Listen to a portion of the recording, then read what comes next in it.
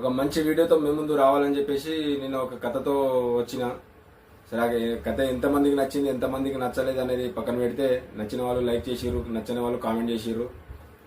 So ఈరోజు ఇంకా మంచిగా బెటర్గా, నిన్నటి కంటే ఇంకా బెటర్గా చెప్తానని అనుకుంటున్నాను.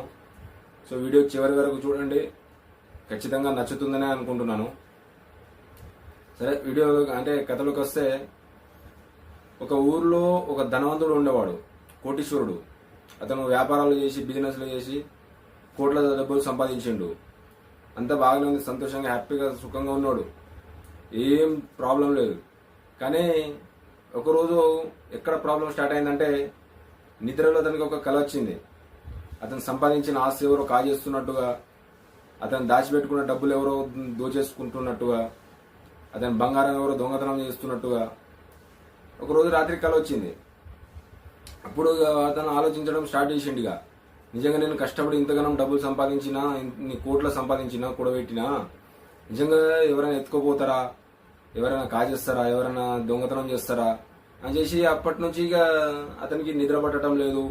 ఇక ఆలోచనలు మొదలైంది. ఇక అప్పటి వరకు మంచిగానే ఉన్న అతను అనారోగ్యం పాలవడం స్టార్ట్ అయింది. హెల్త్ ఇష్యూస్ స్టార్ట్ అయినాయి. బీపీ, షుగర్, టెన్షన్, అన్ని ప్రాబ్లమ్స్ ఇక అప్పటి నుంచి స్టార్ట్ అయింది. ఏం చేయాలో అర్థమైతలేదు. నిజంగా ఎవరైనా కాజేస్తారా, ఎవరైనా దొంగతనం చేస్తారా, ఎవరైనా ఏమైనా చేస్తారా.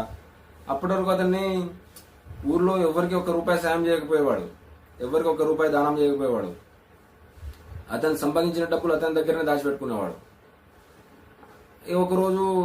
ఒకనొక రోజు ఊర్లో ఒక స్వామీజీ వచ్చిండు. అప్పుడు అతన్ని డౌట్ తెలుసుకోవాలని చెప్పేసి స్వామీజీని ఇంటికి పిలిపించిండు. ఇంటికి పిలిస్తే, స్వామీజీ నాకు ఇట్లా ఇన్ని డబ్బులు సంపాదించిన, ఇన్ని కోట్లు సంపాదించిన, మొన్న నాకు నా ఆస్తి మొత్తం ఎవరో కాజేస్తున్నట్టుగా నాకు కల వచ్చింది, ఏం చేయాలి స్వామి అని చెప్పేసి స్వామీజీని అడిగిండు.